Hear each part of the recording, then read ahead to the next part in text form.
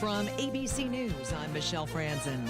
U.S. embassies across the Middle East remain under threat as Iran expands its attacks, and the U.S. and Israel continuing airstrikes on Iranian targets. ABC's Karen Travers says the State Department is racing to charter flights for stranded Americans. Thousands of Americans are stranded in the Middle East because of severe restrictions on commercial air travel. I asked the president in the Oval Office, why wasn't there a plan to evacuate Americans, and will he send planes to get them out? It happened all very quickly. We thought, and I thought maybe more so than most, I could ask Marco, but I thought we were going to have a situation where we were going to be attacked. Now, help may be on the way. The State Department says it's actively securing military aircraft and charter flights for American citizens who wish to leave the Middle East. Karen Travers, ABC News, the White House. Oil prices are up, with Iran threatening to fire on oil tankers in the Strait of Hormuz. ABC's Elizabeth Schulze says that's driving up gas prices and could have an economic ripple effect. How this can filter into overall inflation. Analysts at Goldman Sachs just put out a new note. They said that if prices stay elevated like this for 3 months, overall inflation would go up to 3%. Right now, we're closer to 2.5%. At a Senate hearing today, Homeland Security Secretary Kristi Noem is facing criticism from both sides of the aisle. Minnesota Democratic Senator Amy Klobuchar told the secretary about what she'd heard from Alex Preddy's parents. One of the most hurtful things they could ever imagine was said by you about their son. Kristi Noem responded that she didn't call Preddy a domestic terrorist. I said it appeared to be an incident of.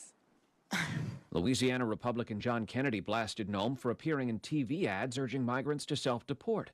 Noem insisted those ads have been effective. Well, they were effective in your name recognition. Stephen Portnoy, ABC News, Washington. On Wall Street, stocks sharply down this hour due to the conflict in the Middle East. You're listening to ABC News. You have 3 ex-wives and your current trophy wife wants a life insurance policy 3 times the size of the policies you had to purchase for your previous mistakes? If so, you need to call Big Lou at Term Provider, 800-230-2777. Big Lou is intimately familiar with your problems, and if you're 50 or 60 years old and in reasonably good health, a $1 million policy should only cost about $100 to $200 per month. Big Lou may have a solution for your previous policies as well. You may even save enough money to lighten the load on your new $1 million policy. Remember, call Big Lou. He's like you, except he's only on number 2. Call Term Provider at 800-230-2777. That's 800-230-2777. For $1 million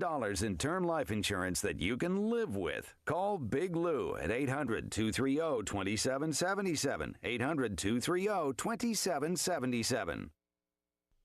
A close call at Newark Liberty International today after a plane's wing brushed another plane. Singapore Airlines is now apologizing after one of its planes clipped the tail of a Spirit Airlines aircraft as it was pushing back from its gate at Newark Airport. The FAA says the incident happened in an area where air traffic controllers do not manage aircraft. Passengers deplaned normally and no injuries were reported. Spirit has taken the plane out of service for evaluation. Singapore Airlines has rescheduled the flight. Mike Dubusky, ABC News. In Georgia, a jury today finding Colin Gray guilty of second-degree murder and involuntary manslaughter. He is the father of Georgia teen and suspect Colt Gray, charged in the mass shooting at Appalachia High School in 2024. Prosecutors laid out a case that the father provided the teen with the weapon and ignored warning signs about his son's mental health.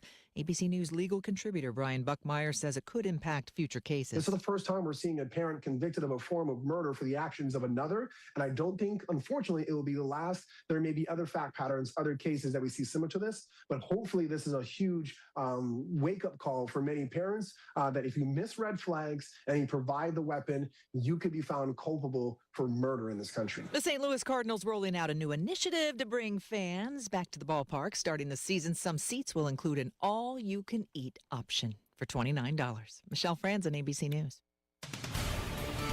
This is the News Radio KONP Noon Report. Good afternoon. Todd Ortloff in the KONP News Center. Here's a look at what's happening on this Tuesday, March 3rd. Olympic National Park Superintendent Sula Jacobs told Clallam County Commissioners the park is heading into a busy season with a couple of big takeaways. Steady high visitation that's driving the local economy, and summer road work that's going to change access at key destinations. Plus, there's continued planning for the Hurricane Ridge Day Lodge rebuild. Jacobs said Olympic National Park saw about 3.6 million visits last year, essentially flat from the year before. But she emphasized the park's economic footprint, including about $180 million in visitor spending directly and thousands of jobs that are tied to that activity. Just as a reminder about the economic stimulus that the park is bringing into the local areas, $380 million in visitor spending. 33% of that is in lodging, 19% is in restaurants. That's 2,880 jobs. The economic output is $516 million. Jacobs then flagged some major summer impacts for visitors, especially on the coast. She said the Mora Road corridor past the campground at Rialto Beach is expected to be closed July into early fall for storm damage repairs. The campground stays open, but you won't be able to drive out to Rialto Beach. She also said drivers should expect construction delays on Hoh River Road and intermittent weekday impacts tied to Hurricane Ridge's water system work. Finally, Jacobs said the park is still in the design phase for the new Hurricane Ridge Day Lodge, and she called the public so far the response strong. About 200 people showing up to one community session, and hundreds of more comments have been submitted. It was absolutely amazing. We have received hundreds upon hundreds of comments. We're still reading through a lot of them, and we're still working with the architectural firm for the design. They focused on a lot of the areas you would expect. There's a lot of space things people talked about. How do we use it during the summer? How do we use it during the winter? We are still in that sort of design phase right now. I don't have specs out yet or anything. Jacobs told commissioners the goal is a lodge design that works in both winter and summer, improves restrooms, and strengthens interpretive features while staying durable in the harsh ridge weather. A record-breaking crowd helped push this year's Red, Set, Go Heart Health Luncheon to a new fundraising high. The 19th annual event, hosted this past Friday by the Olympic Medical Center Foundation, netted $273,000 for the foundation and its medical center heart center. That surpassed last year's total of $266,000. Proceeds from the luncheon will go toward upgrading cardiac ultrasound systems at the heart center. According to Heart Center Director Leonard Anderson, the improvements include updated software and hardware, along with a new ultrasound transducer designed to enhance both 2D and 3D imaging, extending the life and capabilities of the system. The event that was held Friday at the Vern Burton Community Center featured remarks from Anderson, as well as Dr. A.J. Joseph of St. Francis Health System in Tulsa, Oklahoma, and heart transplant recipient Robin Presnelli, known locally as Robin Tweeter. In addition to supporting cardiac care upgrades, funds were also raised for the OMC Healthcare Scholarship Fund. More news after this. End-of-life decisions are hard. Be it pre-planning or sudden loss, you need to have an advocate in your corner, which is why I wholeheartedly recommend Drennan and Ford Funeral Home and Crematory in Port Angeles, the only locally owned funeral home and crematory in Clallam County. Their expertise ensures a smooth process so you can focus on healing and being with your loved ones. Their help through the darkest time in my life will forever stay with me. Call 360-457-1210. Olympic Hot Tub is clearing our warehouse. This is a rare chance to save thousands on in-stock hot tubs and get big savings on saunas and swim spas. Find our warehouse clearance savings in all 8 Olympic showrooms through March 8th. More at OlympicHotTub.com. If you've missed the Kim Komando Show, you've missed a lot. Give her a phone, and you teach her to be a good digital citizen. And you teach her the rules of the road now, so that when she does go out on her own and she is a self-sustaining adult, that she has the tools and the knowledge to make the right decisions. America's digital goddess, Kim Komando. The Kim Komando Show, Saturdays from 9 to noon on KONP. In other news, the Clallam County Auditor's Office seeking individuals to serve on a committee to draft a voter's guide argument for the April 28th special election. Committee members must live within the district for which they will be preparing statements. The online voter's guide, designed to help voters better understand the measures when casting ballots, and each measure appearing in that guide has to include arguments for and against the measure. Individuals are needed to serve on the committee for the North Olympic Library System's levy lid lift to write a statement against that measure. The deadline for an interested party to request a committee appointment is noon this coming Friday at the courthouse. A tearful House debate over fentanyl-exposed babies ended Saturday with Majority Democrats voting down a Republican amendment to fund a child protection fix. John Satgast reports. The House floor fell quiet at times as Republicans, some visibly emotional, pleaded for more resources to protect infants and toddlers from accidental fentanyl exposure. Amendment 2105 would have increased funding to help courts, prosecutors, and DCYF carry out House Bill 1092, a child safety proposal Democrats refused to advance this session. Representative Joshua Penner of Orting read from fatality reports involving babies exposed to drugs and later found dead. It doesn't matter if it's 50 or 90. We should be crawling out of our skin if it's 1. Republicans said the 2021 Keeping Families Together Act set the bar so high, caseworkers are forced to leave children in homes where fentanyl is present until it's too late. Representative Stephanie Barnard was in tears on the House floor. I can't read about a 4-month-old dying because of a fentanyl overdose. Representative Travis Couture said children do not have time for another year of study. These kids, Madam Speaker, don't have any more time left to give. Democrats still rejected the amendment 49-44, with some crossing over to vote with Republicans. John Satgast, the state capitol. Governor Bob Ferguson says a revised proposal to tax high-income earners still needs significant changes. Warning lawmakers are running short on time this session. The House Finance Committee approved Senate Bill 6346 last week, with all the Republicans and one Democrat opposed. The measure would impose a 9.9% tax on adjusted gross household income above $1 million starting in 2029. Budget analysts estimate it could raise nearly $2.6 billion in its first cycle and about $3.5 billion annually once fully implemented. Supporters say the so-called millionaire's tax would fund education, healthcare, and social programs. Opponents argue state revenues have continued to grow and warn new taxes won't solve long-term spending issues. The House panel removed a proposed tax break for large corporations, moved up the repeal of certain service sales taxes, and eliminated the sales tax on diapers. Lawmakers also set aside $150 million a year for local public defense and expanded deductions for gambling losses. The governor has pressed for more of the revenue to be returned to families and small businesses. That bill expected to reach the House floor in the next few days. This is News Radio KONP. This afternoon on the Todd Ortloff Show, City Manager Nathan West from Port Angeles joins us. Then it's comedy chaos with The Play That Goes Wrong. Plus, Bacon Bits with Amanda Bacon. We've got a packed show. Join us at 1 o'clock Monday through Thursday for the Todd Ortloff Show on KONP. Information to keep you engaged in your community with the people and organizations who keep it running. Sponsored by Dan Shappy, Farmers Insurance. Meet Dennis. He and his wife call Lavender Meadows and Sequim home. They have a lot of modular home communities here, but Lavender Meadows stands way above the others. It's beautiful. There's a lot to do here. We have a beautiful clubhouse. We have bocce ball courts. We have a pickleball court. We have so many friends. It's like one big family here now. Come tour Lavender Meadows and Sequim or go to lavendermeadowsmhc.com. In 1983, Tom and Ida McEwen opened All Weather Heating and Cooling, their vision for a family-owned and operated business with personalized customer service made them the #1 choice for your heating and cooling needs. In 2014, their daughter Janae and her business partner Dustin Halverson purchased All Weather. In preserving Tom and Ida's vision, customer service is still top priority and your only local authorized carrier dealer. All Weather Heating and Cooling, because everyone calls us. Here's your News Radio KONP forecast, brought to you by All Weather Heating and Cooling. Daytime highs approaching 51 this afternoon under overcast skies with rain likely. Easterly winds around 5 miles per hour. Cloudy skies expected again tonight. Rain likely. Lows level off around 41. Rain likely tomorrow. Highs level off around 52. Overcast skies. 49 Thursday with rain likely. 50 Friday. Chance for showers continues.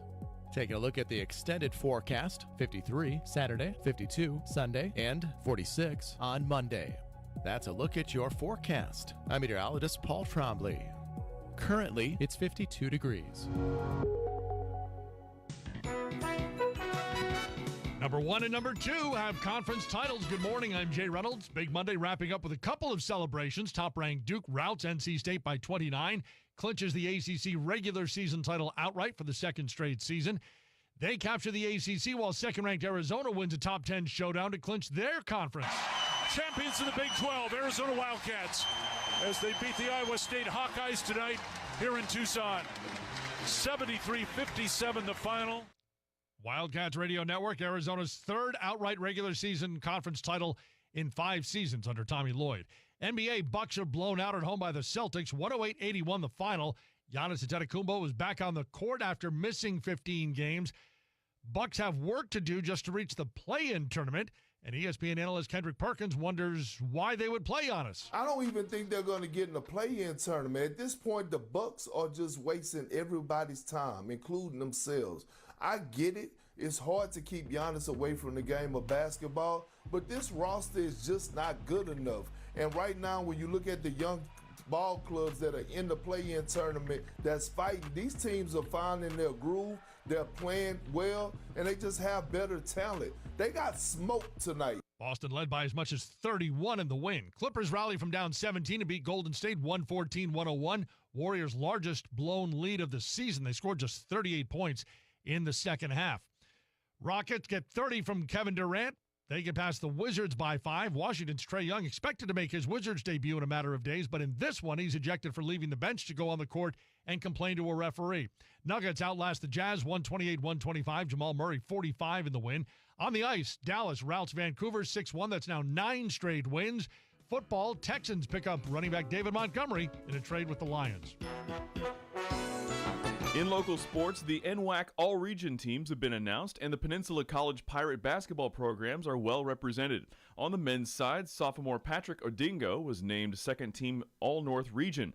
The Perth, Australia native led the Pirates in scoring at 15 points a game, shooting 43% from the field and 74% from the free throw line. For the women, head coach Allison Rose was once again named North Region Coach of the Year. Rose led the Pirates to 5 consecutive conference championships, 54 straight conference wins, and an impressive 67-3 conference record over the past 5 seasons.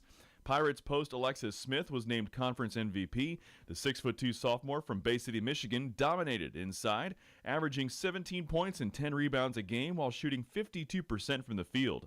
Former Nia Bay standout Rihanna Moss earned first-team All-Conference honors and was also named to the All-Defensive team. Moss averaged 9 points a game, shot 34% from three-point range. Pirate forward McKenna Patrick was named second-team All-Conference and also earned All-Defensive team honors. The 5'9" sophomore from Anaconda, Montana averaged 9 points and 6 rebounds. Meanwhile, the Port Angeles Rough Riders girls basketball team heads to Yakima today to face 5th-seeded Archbishop Murphy in the 2A state tournament. The Wildcats, a private school in Everett, compete in the Wesco 2A 3A South, widely considered one of the toughest leagues in the state.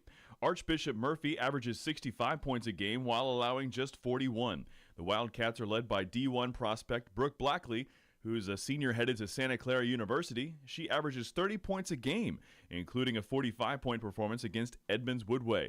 They also feature 5'8" junior Ashley Fletcher, who averages 14 points a game, and junior Celine Wright, who adds 15 points per contest. The Rough Riders and Wildcats tip off tomorrow at 12:15 at the Yakima Sun Dome in a loser-out matchup. You can hear the live broadcast on KONP News Radio with the pregame show starting at noon. This is Ed from Leeds Farm Supply and Equipment Sales. Our family has trucked hay to feed the hungry animals in western Washington for 4 generations. In that time, we have built a growing legacy of serving the needs of our customers, and we've never stopped. In 2014, we ventured into the equipment world by becoming a dealer and service provider for Mahindra Tractors. Since then, we have partnered with quality brands such as Bad Boy, Aaron's Gravely, LS Tractor, Husqvarna, Snake River Trailers, and now Wacker Neuson Construction Equipment. We have a 3-bay shop where we not only service the brands we sell, but we also work on most major brands including Kubota, John Deere, and New Holland. We carry a wide variety of parts, filters, belts, and fluids. We have a fully stocked hydraulic shop and can build hoses for most machines while you wait. Chainsaw or weed eater needs some TLC, we work on small engines too. We even offer welding and fabrication services. We have been earning the Peninsula's trust for over 25 years with your animal's care. We look forward to earning your trust with your equipment's care too. News Radio KONP Business. This is a Bloomberg Money Minute. Investors today are worrying about the war in the Middle East and inflation as crude oil futures and other energy prices gain. On the other hand, President Trump says the U.S. will escort tankers through the Strait of Hormuz if needed, and he's also ordering the U.S. Development Finance Corp to provide political risk insurance and guarantees for the financial security of maritime trade through the Gulf. Earlier, Minneapolis Fed President Neil Kashkari and New York Fed President John Williams indicated rising energy prices were adding uncertainty for policymakers. Live Nation Entertainment is in the hot seat as the government opens its antitrust trial against the ticket seller. And Southwest Airlines adjusting boarding policies after complaints about not enough space in the overhead bins. Point Sky says the airline is adding stickers to make it clear some bins are reserved for people paying for those extra legroom seats. The airline is also adding larger overhead bins after customer complaints. Denise Pellegrini, Bloomberg Radio. Experience comfort at Angelus Furniture with IMG Comfort Furniture. Receive 10% off all orders and products in all sizes, colors, and models. Now through March 16th, take 10% off beautiful pieces like IMG Peak, Devani, Chelsea and Verona models with all recliners, Power Plus, and swivel gliding. 10% off IMG Comfort Furniture, including quick ship and special order. Through March 16th, only at Angelus Furniture, 1113 East 1st Street. At McCrory Carpet One, they sell more than just carpet. If you walk on it, they carry it. Hardwood, laminate, vinyl, tiles, stone, and more. Plus, experience their award-winning installation service on everything they sell. Because McCrory's sells more flooring than anyone else on the peninsula, and Carpet One stores sell more flooring nationally than anyone, they can say always priced right and always done right. McCrory Carpet One. News Radio KONP, traffic and roads. And let's head up to Clallam Transit Dispatch Center now, and that's where Steve's standing by with an eye on the roads for us. Good afternoon, Steve. Hi there. Hey, good afternoon, everybody. Yeah, we're doing pretty good this afternoon. Not too awful bad out there. Just kind of light to moderate traffic right now. Headed through the Port Angeles area, through the downtown area. Things moving along pretty smoothly. Same thing in Sequim along Washington Street and Sequim Avenue. Just kind of light to moderate traffic. Pretty much the speed limit all the way. Not too much for delays. So we're in pretty good shape that way. Highway 101 between Port Angeles and Sequim is doing well. Moderate traffic out there as well. It is moving along at the speed limit. No construction or problems out there other than our Baker Dip and Lee's Creek area, which is a little bit of a slowdown, but other than that, not much of a problem. If you're headed beyond Hood Canal Bridge, good to go with no scheduled marine openings. State Ferry is also running on time. If you're headed out to the West End, we're looking good on 101 all the way out to the Forks area. Just a few spotty rain showers, but traffic is moving along smooth out there. So everybody take care and be safe. This is Steve reporting live from Clallam Transit for KONP. Thank you, Steve. Another update from you in about a half hour. Your weather forecast going to be cloudy through the rest of the day today. Could see a little rain developing later this afternoon. Highs near 50. Rain through this evening, and then again maybe a bit early tomorrow morning. Lows overnight around 40. Tomorrow light rain throughout the day and a high near 55. And stays cloudy and rainy really for the rest of the week as we look ahead. Right now across the North Peninsula, the East End, Port Townsend's at 50. Out west at Forks, 49. Sequim checking in at 52. And it's also 52 out at Fairchild Airport here in Port Angeles. From ABC News Tech Trends, OpenAI has struck a new deal with the Pentagon to deploy its generative artificial intelligence technology in classified environments. It comes after a similar deal with Anthropic fell apart, with that AI company saying the way the government wanted to use its technology would violate the company's red lines. Steve Feldstein is a senior fellow at the Carnegie Endowment for International Peace. Part of the issue actually goes to whether the military can responsibly use AI. It's not just about who gets to control it. It's also about, do you have the right accountability in place in the Defense Department? Secretary Pete Hegseth says private companies cannot dictate military operations. Feldstein says Congress should act. What's the alternative is for Congress to go in and set some rules of the road. For another Democratic actor to say, we're going to watch closely, we're going to scrutinize, and we're going to come up with some legal language, directives, even legislation to say this is what is acceptable and this is a red line. With Tech Trends, I'm Mike Dubusky, ABC News.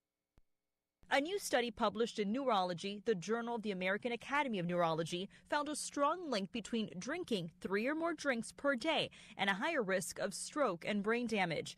In a trial of more than 1,600 adults who'd had a stroke, the heavier drinkers tended to be younger than lighter drinkers. They had blood collections that were more than 1.5 times larger and twice as likely to occur in deeper parts of the brain. They were also 3 times more likely to have damage to nerve cells, important for brain function, and 82% more likely to have small vessel disease in the brain. Plus, they were over 90% more likely to need help with daily activities after a stroke. Researchers say heavy drinking can lead to high blood pressure, blood vessel damage, and poor blood clotting, all of which raise bleeding risk in the brain.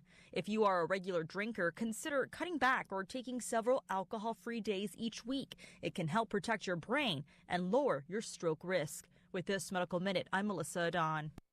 A Better Life with Dr. Sanjay Gupta. Did you know that only 10 to 15% of Parkinson's cases are purely genetic? The rest, scientists say, are heavily influenced by environment and lifestyle factors. So I recently spoke about ways you can reduce your risk of developing this disease with a neurologist, Dr. Michael Okun, on my podcast, Chasing Life. He told me most important is to drink clean water, breathe clean air, and eat clean food. But what it means, though, more specifically, maybe get a proper filter for the water you drink at home. Use air purifiers at home as well and at the office, and take the time to rinse your fruits and vegetables, even if they're organic. Things like regular exercise, obviously important. Whatever you like and will continue to do, being the most important, you need to prioritize sleep. Just not how much you get, but the quality of that shut-eye as well. That gives your brain a chance to recover every night. I'm Dr. Sanjay Gupta, helping you live a better life.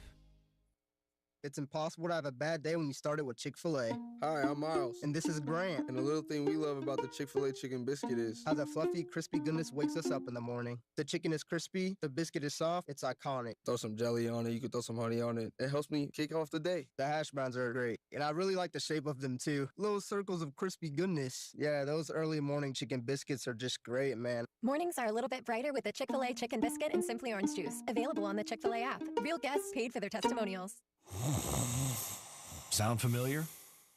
At Mattress Firm, we understand there are many problems that can keep you up at night, like snoring, aches and pains, or sleeping hot.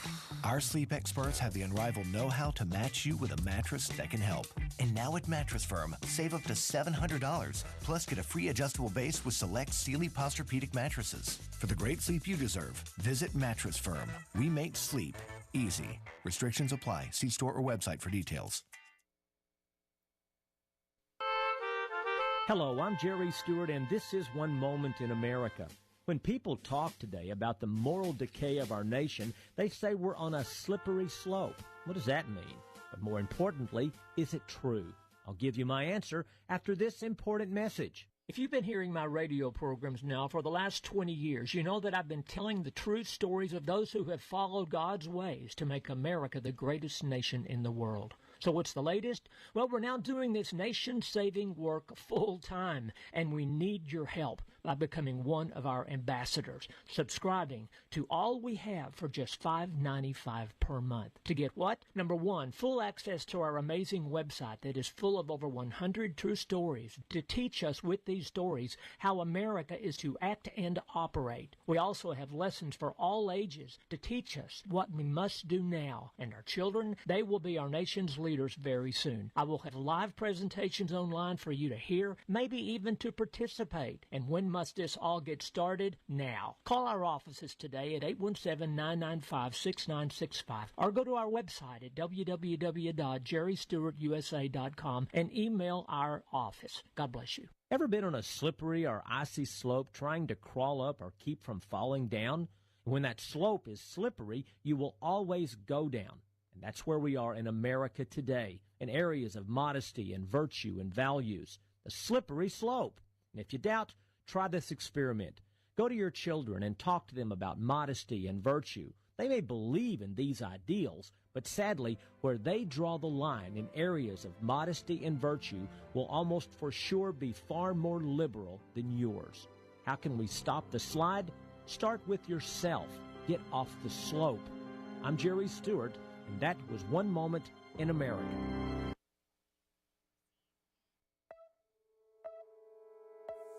This afternoon on the Todd Ortloff Show, City Manager Nathan West from Port Angeles joins us. And it's comedy chaos with The Play That Goes Wrong. Plus, Bacon Bits with Amanda Bacon. We've got a packed show. Join us at 1 o'clock Monday through Thursday for the Todd Ortloff Show on KONP. Information to keep you engaged in your community with the people and organizations who keep it running. Sponsored by Dan Shappy, Farmers Insurance. Come see Price Ford when shopping for your next vehicle. We have the new Ford Maverick and Ranger, along with the highly capable compact crossover Ford Bronco Sport. Looking for pre-owned? We have the largest selection in the area. Let us help you find the perfect vehicle for your lifestyle and budget. Visit Price Ford next to Walmart in Port Angeles or priceford.com and become part of the Price family. I am an American veteran. I'm proud to have served this country. Helping veterans is something all Americans can participate in, and it's as simple as donating an old car that you have sitting around. When you call the Veteran Car Donation Program, they'll explain how their program works, and then arrange a time they can come and pick up your vehicle for free. Running or not, it doesn't matter. They take cars, trucks, motorcycles, or vans. Show your support by donating your car and get a tax deduction in the process. Call the Veteran Car Donation Program right now. They'll come and pick your car up for free, and you'll get a tax deduction in the process. Call the number we're about to give you right now. Thank you, and God bless America. Call 800-927-9819, 800-927-9819, 800-927-9819. Call right now, 800-927-9819. As the aggressors. How about specifically calling them domestic terrorists without any evidence? Breaking news at Town Hall. I'm Bob Agnew in Washington. President Trump believes the war against Iran is worth a temporary spike in oil and gas prices. The president acknowledged that oil and gas prices were going to rise as the U.S. remains engaged in the ongoing Middle East conflict, but said prices will come down. If we have a little high oil prices for a little while, but as soon as this ends, those prices are going to drop, I believe, lower than even before. AAA reported the average price for a gallon of gasoline jumped 11 cents overnight Tuesday. Greg Clugston, Washington. A federal court has rejected the administration's attempt to slow the tariff refund process. Here's Bill Alexander with an update. The U.S. Court of Appeals for the Federal Circuit started the next phase in the tariff refund process by sending it to a lower court to sort out. In a court filing, the Trump Justice Department had urged the Federal Circuit to proceed cautiously and hold off for 90 days, but the judges refused. The Supreme Court ruled 10 days ago that Donald Trump's sweeping tariffs on most countries in the world were illegal, clearing the way for the importers who paid them to seek refunds. That is correspondent Bill Alexander reporting. With the war going on now with Iran, there's a lot of anxiety in the financial world. Wealth Club chief investment strategist Susanna Streeter says consumers and investors are worried about the unpredictable nature of the war. We're set to be in an era of fresh energy volatility, just at a time when there had been hopes that energy prices would be coming down. It's adding fresh pain for households and companies around the world. Certain countries will be more exposed than others, and I think we're going to see this playing out in the days to come. But ultimately, it is the risks of conflict continuing to escalate with no end yet in sight that is really concerning. More on these stories at townhall.com. Not an attorney. This is Chuck. Do you feel stupid for buying a timeshare? Don't. It's not your fault. You were most likely told you could rent it, and it was a great financial investment. And the deal was available today only. If this happened to you, contact your resort or Wesley Financial Group for help today. Call Wesley now for your free exit information kit. 800-242-3131. 800-242-3131. Your dog and a stranger are drowning. You can only save one. Who do you choose? Dennis Prager says your answer reveals everything about how you define right and wrong. In his new book, If There Is No God, Prager exposes the danger of emotion-based morality and why, without objective truth, society descends into chaos. This isn't a religious book. It's a rational case for moral clarity in a confused age. If There Is No God, from Dennis Prager. Order now at pragerstore.com. It could be just the ideal treat for the end of winter. It might still be winter in Minnesota, but spring is in the air for people lined up at the Dairy Queen in Moorhead, Minnesota for its annual opening. The event is a community tradition no matter what the weather. The Dairy Queen Heritage Store has operated for 77 years and offers treats found almost nowhere else. People bundled up in coats, hats, and gloves in freezing cold to line up Sunday for ice cream treats. At the Moorhead Dairy Queen, it seemed like a bit of a summer day, almost. Keith Peters reporting. A Georgia man who gave his teenage son the gun he's accused of using to kill 2 students and 2 teachers at a high school has been convicted of second-degree murder and involuntary manslaughter. Colin Gray also was found guilty today of all other charges in the September 2024 shooting. Breaking news and analysis at townhall.com. A Minnesota county attorney may pursue charges against federal officers for alleged misconduct during an immigration crackdown in the Minneapolis area. The prosecutor says that her office is already investigating 17 incidents in the county, including a January 21st case where Border Patrol official Greg Bavino threw a smoke canister at protesters, and a January 7th arrest near a high school where officers used chemical irritants while students and staff were in the area. Texas voters casting ballots today to settle the first U.S. Senate primaries of the midterm election year. Republican U.S. Senator John Cornyn trying to hold on for a 5th term. Democrats will be choosing whether to send U.S. Representative Jasmine Crockett or State Representative James Tallarico to a November general election against the GOP candidate. Cornyn faces a challenge of his own from MAGA favorite and State Attorney General Ken Paxton. More of these stories at Town Hall. This is the News Radio KONP Noon Report. Good afternoon, Todd Ortloff in the KONP News Center. Here's a look at what's happening on this Tuesday, March 3rd. Olympic National Park Superintendent Sula Jacobs told Clallam County Commissioners the park is heading into a busy season with a couple of big takeaways. Steady high visitation that's driving the local economy, and summer road work that's going to change access at key destinations. Plus, there's continued planning for the Hurricane Ridge Day Lodge rebuild. Jacobs said Olympic National Park saw about 3.6 million visits last year, essentially flat from the year before. But she emphasized the park's economic footprint, including about $180 million in visitor spending directly and thousands of jobs that are tied to that activity. Just as a reminder about the economic stimulus that the park is bringing into the local areas, $380 million in visitor spending. 33% of that is in lodging. 19% is in restaurants. That's 2,880 jobs. The economic output is $516 million. Jacobs then flagged some major summer impacts for visitors, especially on the coast. She said the Mora Road corridor past the campground at Rialto Beach is expected to be closed July into early fall for storm damage repairs. The campground stays open, but you won't be able to drive out to Rialto Beach. She also said drivers should expect construction delays on Hoh River Road and intermittent weekday impacts tied to Hurricane Ridge's water system work. Finally, Jacobs said the park is still in the design phase for the new Hurricane Ridge Day Lodge, and she called the public so far the response strong. About 200 people showing up to one community session, and hundreds of more comments have been submitted. It was absolutely amazing. We have received hundreds upon hundreds of comments. We're still reading through a lot of them, and we're still working with the architectural firm for the design. They focused on a lot of the areas you would expect. There's a lot of space things people talked about. How do we use it during the summer? How do we use it during the winter? We are still in that sort of design phase right now. I don't have specs out yet or anything. Jacobs told commissioners the goal is a lodge design that works in both winter and summer, improves restrooms, and strengthens interpretive features while staying durable in the harsh ridge weather. A record-breaking crowd helped push this year's Red, Set, Go Heart Health Luncheon to a new fundraising high.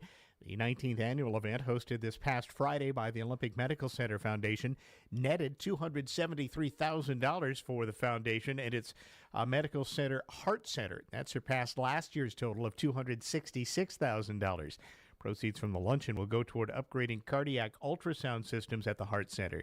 According to Heart Center Director Leonard Anderson, the improvements include updated software and hardware, along with a new ultrasound transducer designed to enhance both 2D and 3D imaging, extending the life and capabilities of the system. The event that was held Friday at the Vern Burton Community Center featured remarks from Anderson, as well as Dr. A.J. Joseph of St. Francis Health System in Tulsa, Oklahoma, and heart transplant recipient Robin Presnelli, known locally as Robin Tweeter. In addition to supporting cardiac care upgrades, funds were also raised for the OMC Healthcare Scholarship Fund. More news after this. Checkup on Health presented by Olympic Medical Center. Checkup on Health with Chris Whitting. How much of a role does a parent have as to whether their child suffers from depression? Autumn Kajawa is the director of the Mood, Emotion, and Development Lab at Vanderbilt University. We tend to see 25 to 30% heritability in terms of the genetic component there. So there is an aspect of depression that's genetic, but that's not explaining all of depression. And we know a lot of it is also shaped by environmental experiences and factors. And when we think about parental depression, we know that offspring of depressed parents are about 2 to 3 times more likely to develop depression themselves. And so part of that is genetic, but also a lot of that is about the environment too, in terms of growing up in a family where a parent struggles with depression and seeing some of the emotional aspects that might go along with that. With Checkup on Health, I'm Chris Whitting. Pardon me, excuse me. Frequent bathroom breaks getting in the way? It may be time to see a urologist.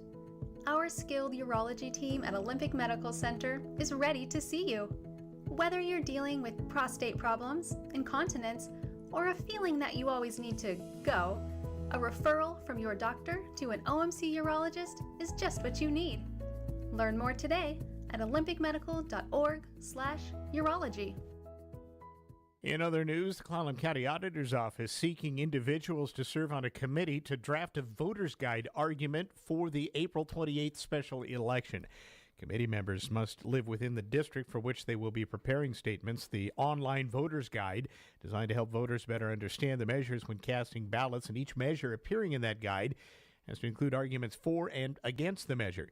Individuals are needed to serve on the committee for the North Olympic Library System's levy lid lift to write a statement against that measure.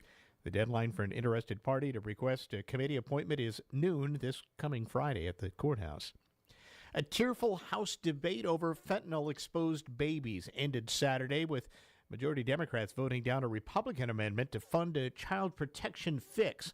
John Satgast reports.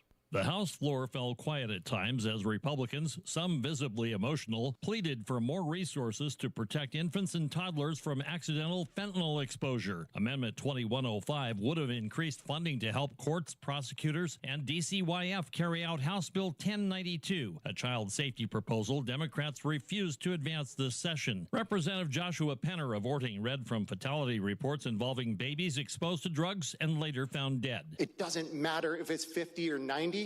We should be crawling out of our skin if it's 1. Republicans said the 2021 Keeping Families Together Act set the bar so high, caseworkers are forced to leave children in homes where fentanyl is present until it's too late. Representative Stephanie Barnard was in tears on the House floor. I can't read about a 4-month-old dying because of a fentanyl overdose.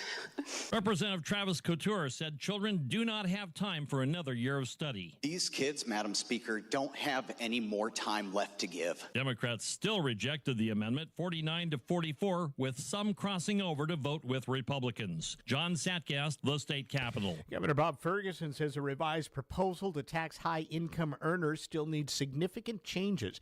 Warning lawmakers are running short on time this session. The House Finance Committee approved Senate Bill 6346 last week, with all the Republicans and 1 Democrat opposed. The measure would impose a 9.9% tax on adjusted gross household income above $1 million starting in 2029. Budget analysts estimate it could raise nearly $2.6 billion in its first cycle and about $3.5 billion annually once fully implemented. Supporters say the so-called millionaire's tax would fund education, healthcare, and social programs. Opponents argue state revenues have continued to grow and warn new taxes won't solve long-term spending issues. The House panel removed a proposed tax break for large corporations, moved up the repeal of certain service sales taxes, and eliminated the sales tax on diapers. Lawmakers also set aside $150 million a year for local public defense and expanded deductions for gambling losses. The governor has pressed for more of the revenue to be returned to families and small businesses. That bill expected to reach the House floor in the next few days.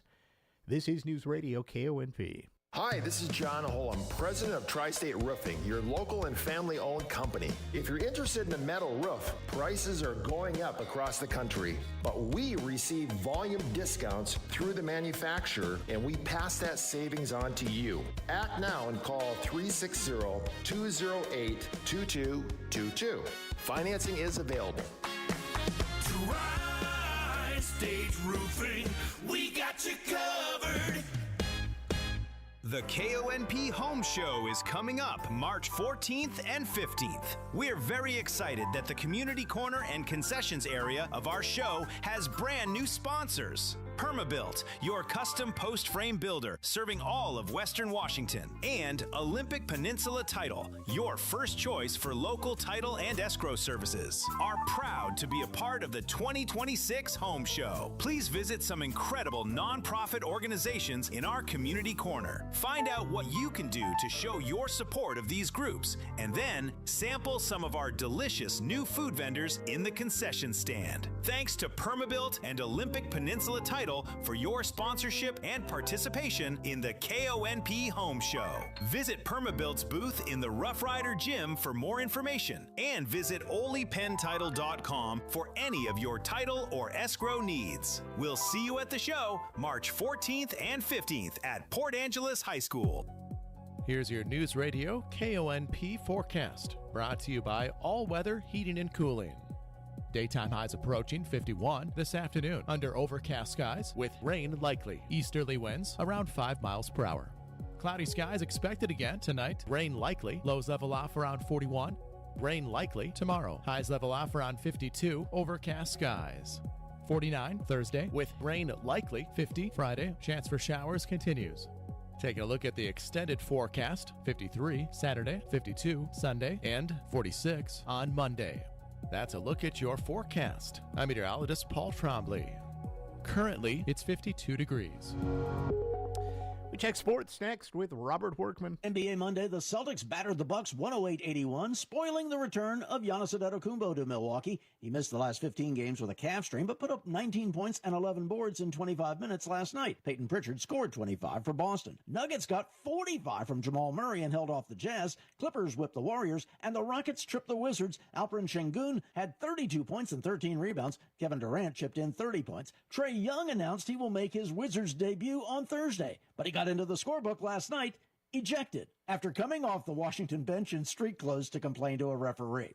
College hoops, the newest polls, Duke, Arizona, and Michigan remain 1, 2, and 3 in both surveys as March Madness begins. Connecticut and Florida replace Iowa State and Houston in the top 5. Last night, top-ranked Duke rolled at NC State to sew up the ACC regular season title, and second-ranked Arizona topped number 6 Iowa State to claim the Big 12 crown. Hockey, the Stars won their 9th straight, a 6-1 romp over the Canucks. Hurricanes' 5-game winning streak ended with a 2-1 loss to the Kraken in Seattle. Meantime, the first-place Avalanche keep rolling along. They doubled up the Kings 4-2. The Blue Jackets squandered a 4-goal lead in the third, but shaded the Rangers 5-4 in overtime on Kirill Marchenko's second score of the night. Wins for the Red Wings and the Flyers. That's Tuesday Sports. This afternoon on the Todd Ortloff Show, City Manager Nathan West from Port Angeles joins us. Then it's Comedy Chaos with The Play That Goes Wrong. Plus, Bacon Bits with Amanda Bacon. We've got a packed show. Join us at 1 o'clock Monday through Thursday for the Todd Ortloff Show on KONP. Information to keep you engaged in your community with the people and organizations who keep it running. Sponsored by Dan Shappy, Farmers Insurance. The cabinetry in your home should keep you organized while fitting your space, your style, and your budget. At Hartnagel Building Supply, we make sure it does that and more. We're the only local company that sells and installs cabinetry, so you're supported from start to finish and beyond. Our installer isn't some outside contractor. He's an actual employee owner with over 30 years of experience who works with our designer to ensure a perfect installation. And it all starts with a free design consultation, an in-home measure, and digital 3D renderings, so you know exactly what you're getting before you order. With multiple options of cabinetry brands, countertops, and organizing solutions, we match you with the best fit. And it's not just kitchens and baths. Think mudrooms, garages, laundry rooms, bars, and more.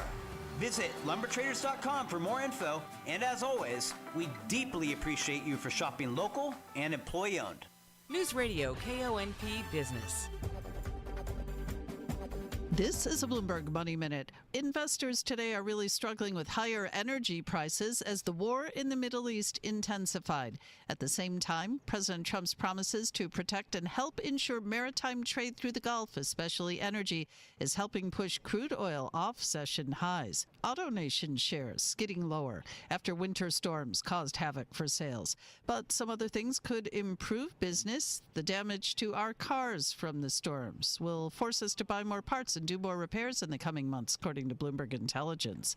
Target is forecasting better than expected profit for the full year as it continues to focus on improving merchandise.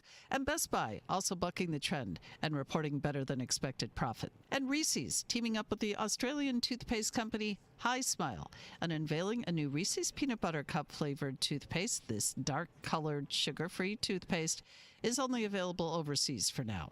Denise Pellegrini, Bloomberg Radio. Let's get one more check of the noontime traffic next.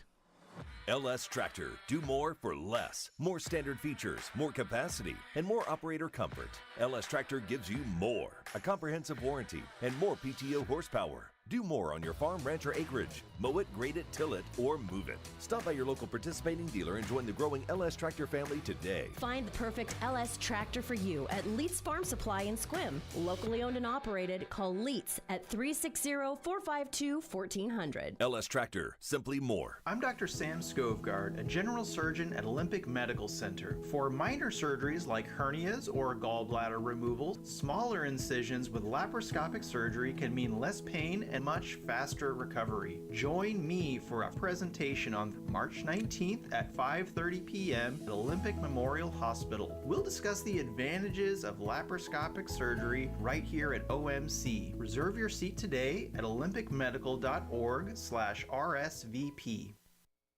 News Radio KONP, traffic and roads. One last time this hour, up to Clallam Transit Dispatch Center we go, and that's where Steve's standing by with an eye on the roads for us. Good afternoon, Steve. Hi there. Hey, good afternoon, everybody. Yeah, pretty good afternoon so far with the commute. It's been a little bit on the busy side through the Port Angeles area, but not too awful bad. Traffic is moving along pretty much the speed limit all the way through town. Pretty steady traffic, but like I say, it's moving along pretty well out there. Same thing in Sequim along Washington Street, Sequim Avenue, 5th Avenue, those main areas of town. Traffic is moving along pretty smoothly out there. If you're on the highway between Port Angeles and Sequim, no real problems. Traffic is moving at the speed limit. We are a little bit slow going through our construction area there at Baker Street and Lee's Creek, but other than that, things moving along pretty good out there. Beyond the Sequim area, we're good with the Hood Canal Bridge right now. No scheduled marine openings. State Ferry is also running on time today. West End traffic, we're looking good all the way out to the Forks area. Roads are in good shape. Some spotty rain showers out there. It's been kind of off and on all day long, so just plan ahead if you're headed out in that direction, but it should be a good trip for you.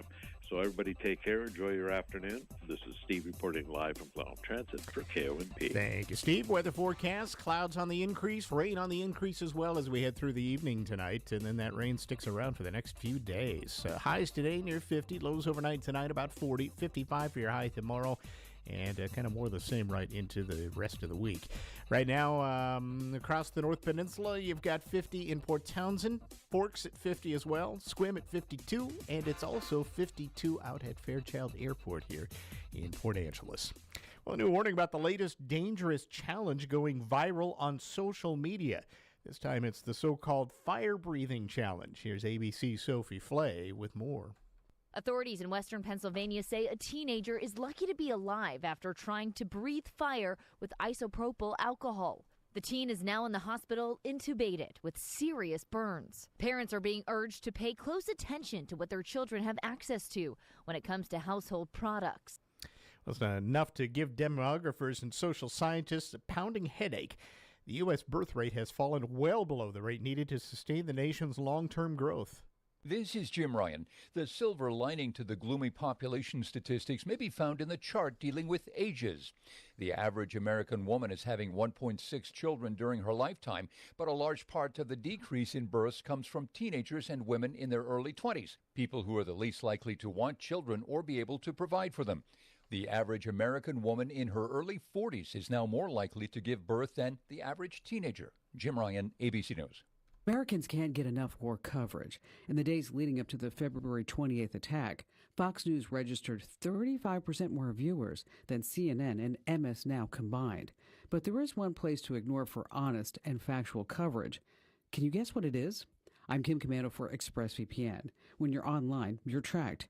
Keep your activity private and secure. Get 4 extra months for free at expressvpn.com/Kim. Within minutes after the news of the attack, Elon Musk's ex-users were literally plastering phony war videos. AI-generated slop was everywhere, and it still is. And so are old videos labeled as new. One user posted a fake clip of a rocket strike taken directly from a video game. 4.5 million watched, believing it to be true. And virtually every account pushing this garbage has a paid blue check mark, meaning the X algorithm boosted it. With war news, stop, wait, verify, and then don't share it. Get my free newsletter at getkim.com. Who really knows you best? Your spouse? Your kids? If you use a smartphone, a computer, or any internet-connected device, thousands of companies are tracking what you do online. Big tech makes billions every year monitoring the sites you visit and the things you buy. A lot of that activity is tied to your IP address. They build a profile about you, what you search for, what you like, and use it to target you with ads. That's why I use ExpressVPN. It hides your real IP address and encrypts your internet connection so what you do online isn't visible to companies, your internet provider, or anyone else trying to snoop. It's fast, secure, and easy to use. One subscription covers up to 8 devices: your phone, laptop, tablet, even your smart TV. Just one click and you're protected. Take back control of your online privacy today at expressvpn.com/Kim. And right now, get 4 extra months at expressvpn.com/Kim. That's expressvpn.com/Kim. expressvpn.com/Kim. This is News Radio KONP.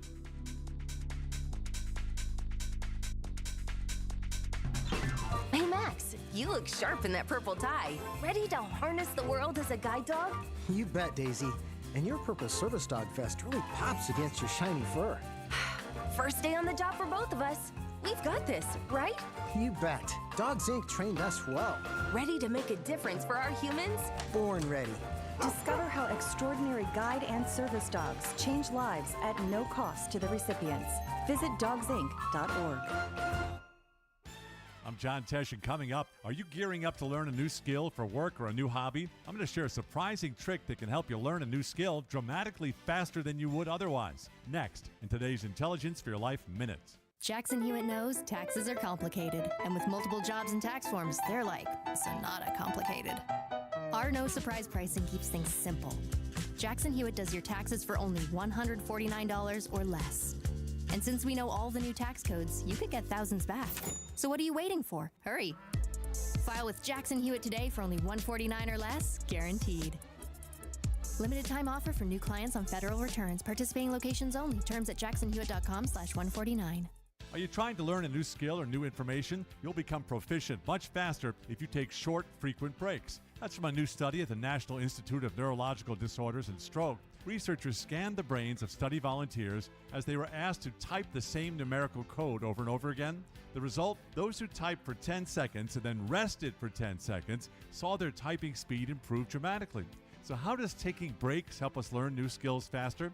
Lead researcher Dr. Leonardo Cohen says it's because when we take a physical and mental break, our brain continues practicing the exact same patterns, but 20 times faster. And all that extra mental practice reinforces our new memories. So bottom line, if you want to learn a new skill faster and better, take short breaks. I'm John Tesh with today's Intelligence for Your Life Minute.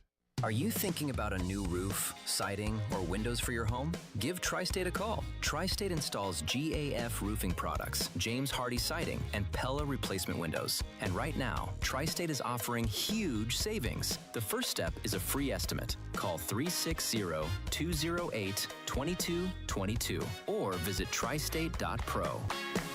Tri-State Roofing, we got you covered. In conjunction with Squim Valley Chapel and Harper Ridgeview Funeral Home, we're excited to announce the installation of 3 additional niche banks within the Veterans Circle at Mount Angeles Memorial Park in Port Angeles. Each bank has 48 niches, and each niche comfortably houses 1 to 2 sets of remains. We are proud to help serve veterans and their families by adding this additional memorial space to Mount Angeles Memorial Park. Peninsula Cemeteries, because endings matter. The North Olympic Peninsula's news station. News Radio KONP Port Angeles Squim. AM 1450, FM 101.7 and 101.3. A Radio Pacific station. From ABC News, I'm Michelle Franzen. Day 4 of the Middle East conflict leading to more U.S.-Israeli airstrikes on Iranian sites, and Iran has not let up of its attacks across the region. The Trump administration, which criticized the Biden administration for its handling of the rushed Afghanistan withdrawal, is now scrambling to organize evacuation flights from Israel and more than a half a dozen Arab states. With many commercial flights canceled and airspace closed off, Secretary of State Marco Rubio at the Capitol. Charter flights, military flights, and transports, expanded commercial opportunities, and in some cases land routes that will allow them to go to neighboring countries who might have open airports at that point. Rubio and President Trump defending the decision to join Israel in striking Iran, but ABC's Jonathan Karl says the administration has been all over the map explaining why they needed to launch strikes now. The rationale for the war and the rationale for why to wage this war at this particular moment have shifted, but I think that is now where they have landed. The argument that the United States needed to attack Iran, needed to take out its missile capabilities, needed to take out its abilities to hit American targets, because if we didn't do that, we were going to be the ones to be attacked first, and we would be attacked by a stronger Iran than the one that is now responding. As part of their investigation into convicted sex offender Jeffrey Epstein, the chair of the House Oversight Committee says Commerce Secretary Howard Lutnick has agreed to voluntarily appear for a transcribed interview before the panel. Lutnick initially denied he had kept contact with Epstein after his conviction, but after the Justice Department released the batch of Epstein files, Lutnick admitted he did meet with Epstein and traveled to Epstein's Island. ABC News has reached out to Lutnick for comment. Separately, Representative Nancy Mace says she plans to try and subpoena Lutnick during an unrelated oversight hearing tomorrow. You're listening to ABC News. We'll admit, we've already thrown in the towel on the New Year's resolution.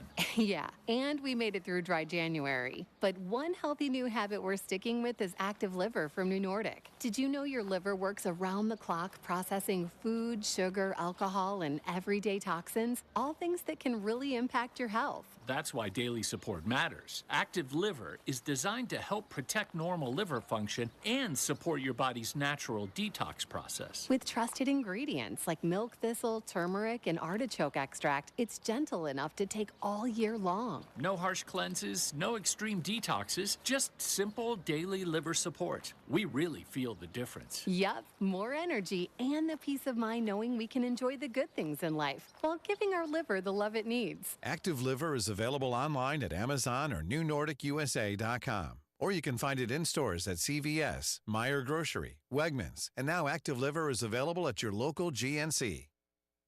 After the House Oversight Committee released depositions of Bill and Hillary Clinton, the former president answering questions about his interaction with Epstein in the early 2000s as part of his Clinton Global Initiative before Jeffrey Epstein was charged with crimes. Here's ABC's Aaron Katersky. Clinton recalled a conversation with President Trump in the early 2000s when he said Trump told him how his relationship with Epstein fell apart. He said, you know, we had some great times together over the years, but we fell out.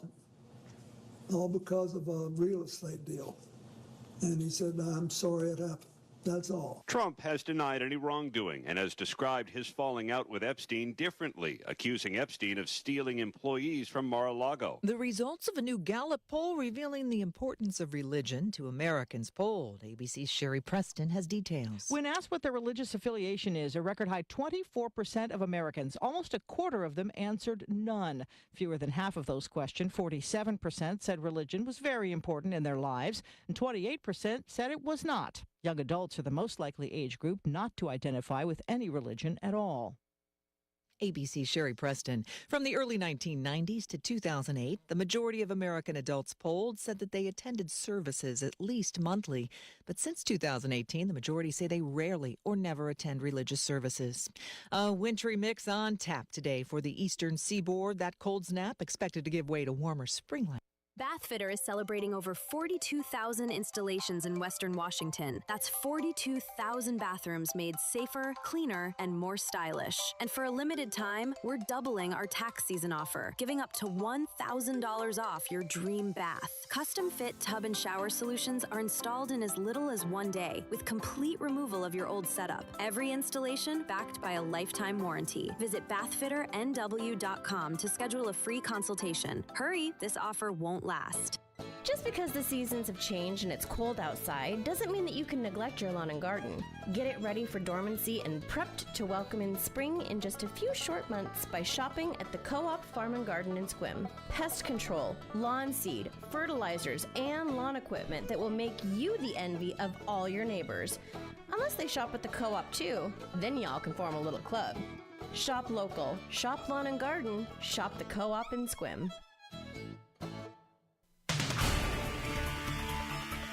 News headlines brought to you by RE/MAX Evergreen Real Estate. Outstanding agents, outstanding results. 457-6600.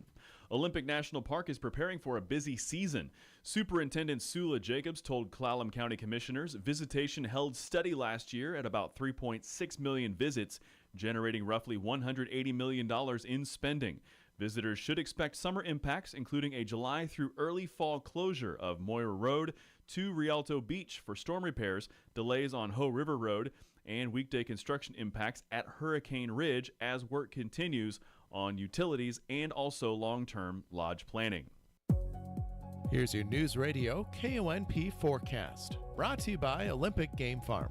Rain likely this afternoon, otherwise cloudy skies expected. Highs level off around 51. Winds out of the east around 5 miles per hour. Cloudy skies expected again tonight. Rain likely. Lows level off around 41. Rain likely tomorrow. High temperatures reach up to 52. Overcast skies. 49 Thursday with rain likely. 50 Friday. Chance for showers continues. Taking a look at the extended forecast. 53 Saturday, 52 Sunday, and 46 on Monday. That's a look at your forecast. I'm meteorologist Paul Trombley. Right now, it's 50 degrees.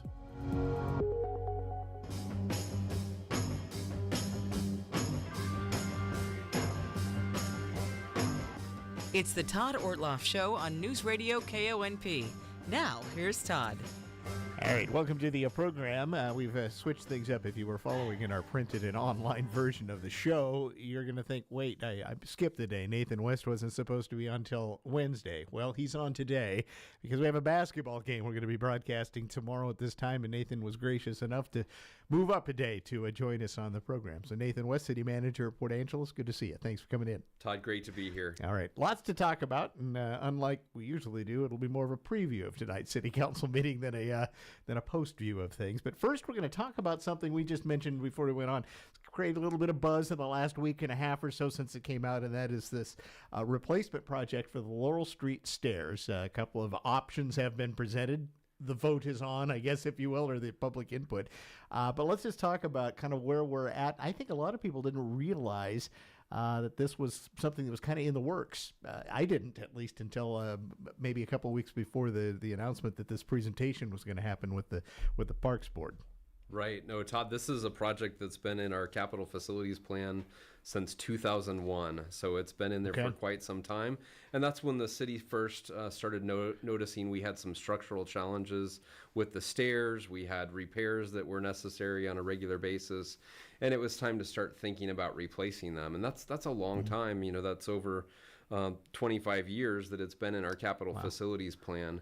But we finally put the emphasis on getting this project done and built some funds into the budget for design purposes. And really, that's where we're at today. We're really at a very preliminary conceptual stage to think about what types of alternatives we want to see in the downtown. And I think it's important that our Laurel Street staircase is a really important planning component or urban design component for the downtown.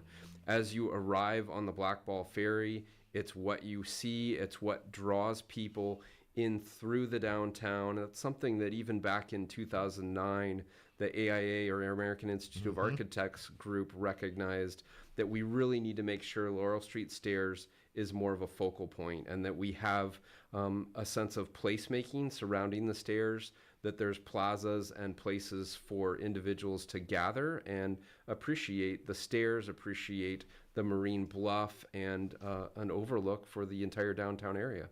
So there are a couple of proposals that have been put out there. One is really expensive. One is not really expensive. Are those the two choices at this point, or could there be some sort of compromise in this that comes out of this as well? I mean, this is all really in a public gathering point right now.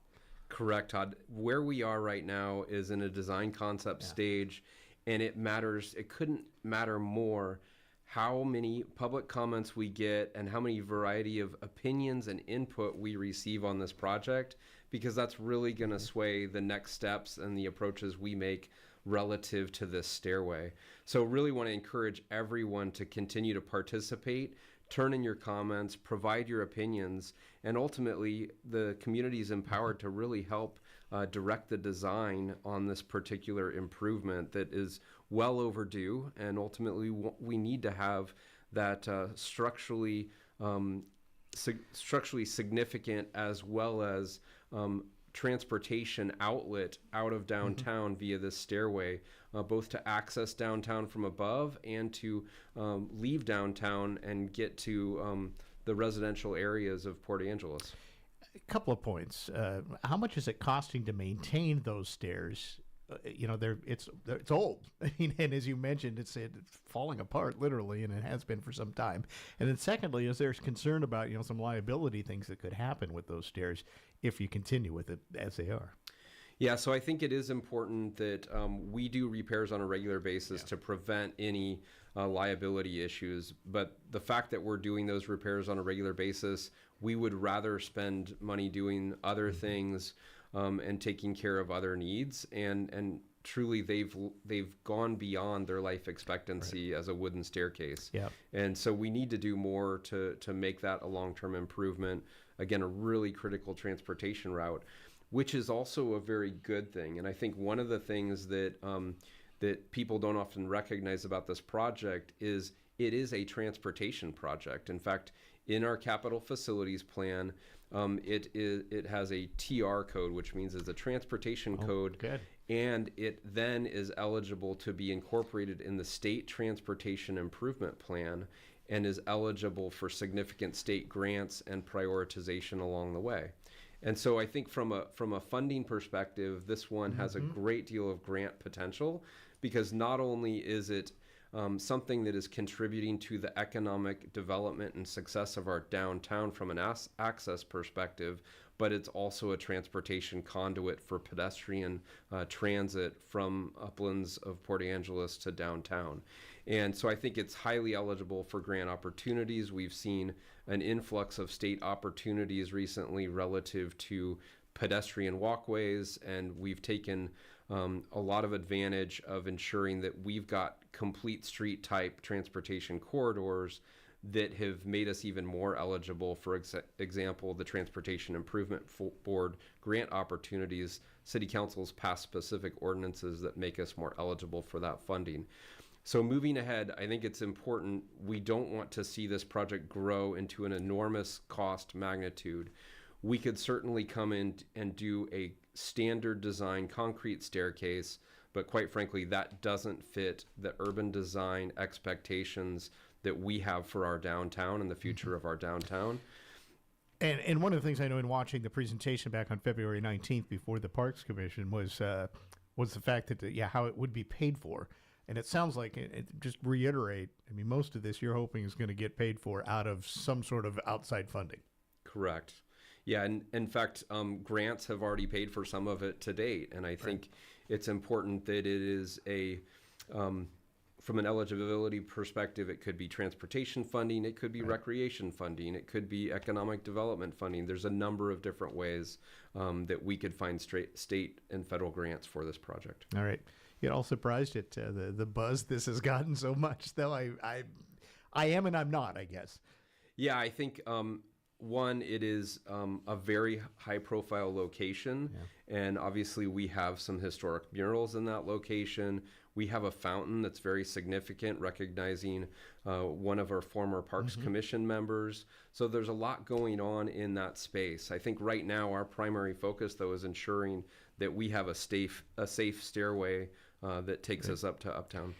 What happened? The fountain goes away. Is there any idea of replacing it somewhere else or doing anything else, down the road? This lands on one of those two proposals, at least, that are out there. So, Todd, I don't know that that all of the different options would rule out a fountain. Okay. But I think it's really important that we hear from the public, that we see those comments provided. And, if it came to it and there was a push, certainly we could look at other possibilities. And going back to the presentation, I mean, there is a reality. Maintaining that fountain is becoming prohibitive as well. It's starting to get too costly even to keep that going. Correct. Yeah. So, all right. So folks have how long? They can go onto the website, right? City website. You can do the survey there. Yes, we have a survey on the city website that's open through March 9th. And we also have a station where you can put in your comments at City Hall, the main entrance to City Hall at 321 East 5th Street. There's a box and some paper where you can actually put a vote in a box relative to this project. And I do encourage people to go back and watch the presentation. It's about a half hour long or so, and it's kind of enlightening and interesting. It is. Regardless of where you might land on it, I learned a lot about the history of that. Yeah, lots of great history there for sure. Okay, and then Parks Commission is going to take this March 19th again, is that correct? Correct. And so what happens then at that point? Do they then make a recommendation? What's the process in something like this? So the process is that all of the comments come in by March 9th. Then those comments will be provided to the Parks Board. The Parks Board is the one that would make a recommendation to City Council, and ultimately their recommendation, when they're ready to make a recommendation, would go to the full City Council for decision making. All right. So you got $750,000 in the capital facilities plan right now. Correct. That is to be used for design purposes. Correct. So some of these costs that we've seen kicked around with this, that would have to be gathered up somewhere else, essentially, if you're going to do $3 million or whatever it might be. That's right. There may be a little bit more built into the capital facilities plan because this project has been in there for some time, and it's been programmed at about $3.6 million, inclusive of construction in the capital facilities plan. All right. Well, it'll be very interesting to see how this all lands when it happens. It's a interesting project, and I don't mean that in a bad or good way. I think it's been interesting to watch it unfold. So, all right, let's talk about a city council meeting tonight. And one of the things that kind of a highlight, this is Women's History Month, and so a little of what's going to happen with the city council meeting this week, at least, has to do with women involved with the city council. Correct. So, Todd, we're really taking the opportunity to celebrate International Women's Day this evening. In fact, council has a special meeting starting at 5:15 where council members will be there, and particularly all of our women council members, and we have a majority of women on our council right now, and they will be there to have a photo opportunity with all the women on the city team.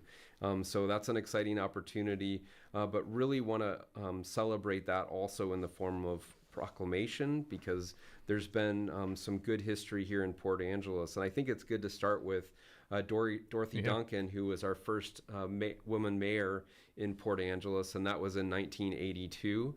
And since that time, we've had no less than 5 other additional women mayors. We have had a women majority on council since 2023. Our current mayor, Mayor Dexter, has actually had 3 subsequent terms as mayor, so we're excited about that. But lots to celebrate, and when you look and drill down at some of the amazing work being done by our city team it's women making that happen, and we're so grateful to all of them for that. Fitting opportunity to salute the women who are currently serving and served before as well. There's been a number of trailblazers on the city council. That's happening before the meeting, correct? So if people kind of want to come and partake in that, 5 o'clock tonight? 5:15. 5:15, yeah, all right. So then you get into the regular meeting and you got some things lined up. You want to just tick through some what's on the business tonight? Yeah, we have a couple of good presentations this evening. We also have rules of procedure for the hearings examiner, which is something that our hearings examiner specifically asked for some of these rules to be considered by council, and so we're following through with that. I think they're rules that really help see consistency in those hearings examiner hearings. Give us a little specific, if you will, kind of what changes in these proposals.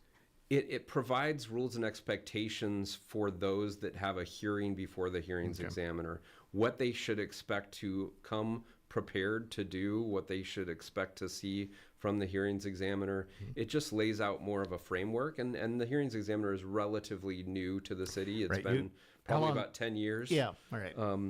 But this is one, it's important to get right, and more than anything, with a hearings examiner system, you want to have consistency, and those rules will help with that.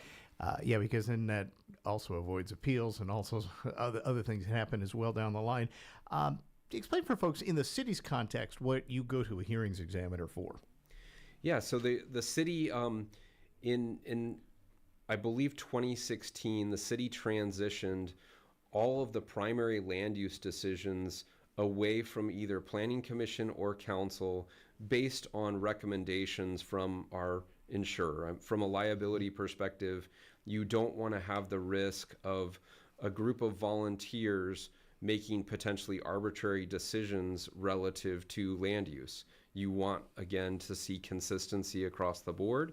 And the best approach is to have someone who essentially acts as a judge to make decisions on each of those land use decisions. And therefore, you're going to get or achieve some consistency. So the city has actually gone beyond land use decisions like conditional use permits, subdivisions and rezones and things of that sort, and added to the mix things like code enforcement, like policy decisions that result in a judgment over some policy that's already been established.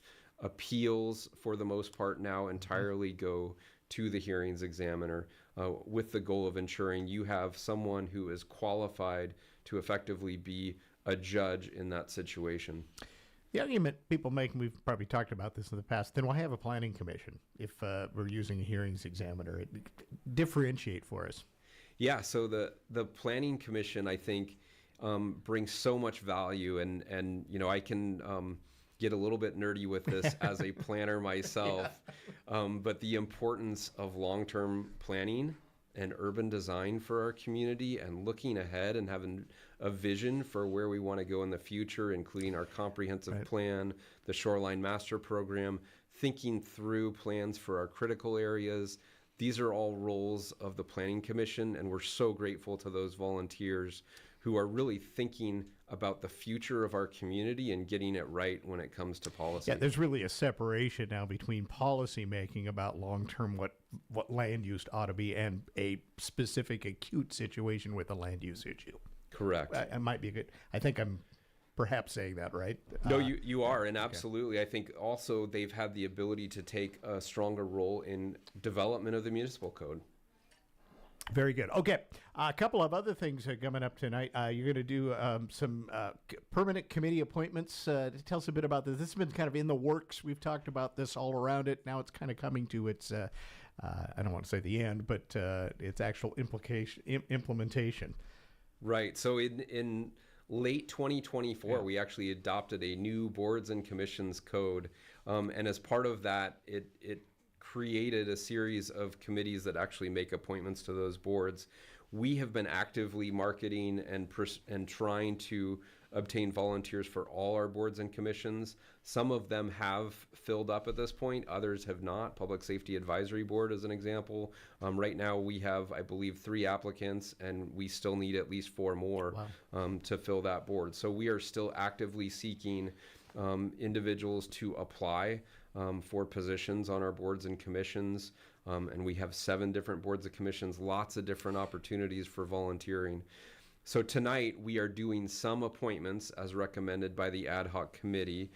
We anticipate there will also be more of a discussion by council on Public Safety Advisory Board, who doesn't yet have enough people to actually create quorum for the committee, and but following through with those appointments is the major goal.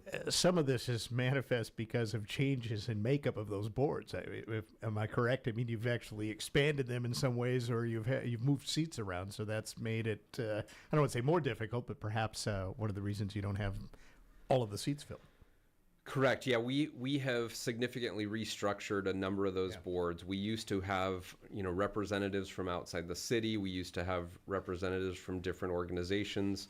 For the most part now, everyone is a city resident, with the exception of maybe our utility advisory committee that has a representative from PUD and a representative from the utility industrial user group. But that's the only one that still has someone from outside the city on it. So new requirements and basically new constitution of some of those boards. Right.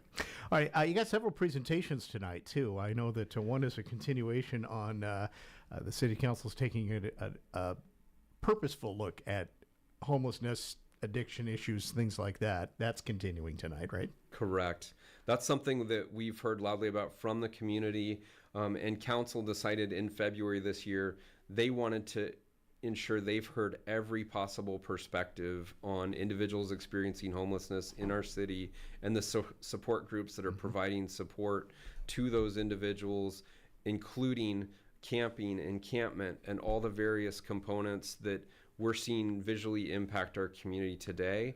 Council wants to ensure that we're getting all the presentations on those details in anticipation of council discussion at the April 7th council meeting, where there will be a 1.5 hour work session prior to the meeting to have a bigger policy discussion on that issue. And just in light of some of that too, some of this had to wait for what the state legislature was going to come up with, and it's not coming up with anything. So that does kind of provide at least direction on what the city can do now. Correct. And I think we always prefer that the state not make local decisions for us, that we continue to have control over those local decisions, because it's our community and we are not like the I-5 corridor. So we appreciate that the state didn't do that, and I think it gives council a lot more flexibility in coming up with some good solutions here on the 7th. All right. Let's talk a little bit about some things coming up.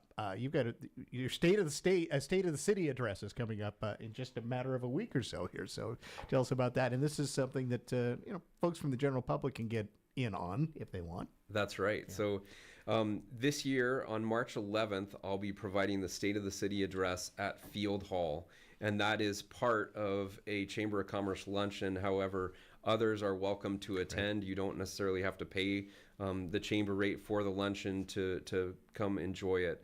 We wanted to hold it at Field Hall because we feel like the community's really embraced that facility as a community facility, and we want everyone to feel comfortable coming and listening to what I have to share.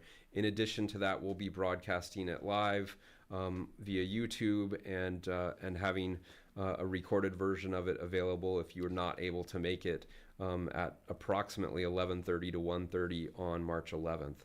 All right, give me a little nugget or two.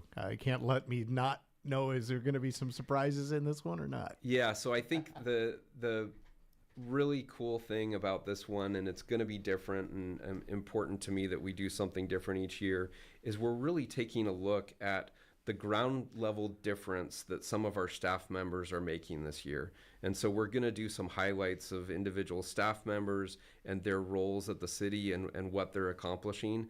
And that's something I'm extremely excited about. Of course, Todd, I'm also going to have some city data as far as where our local economy is and some indicators and talk about revenues and things like that, as well as give an overview of 2025 projects and what's to come in 2026.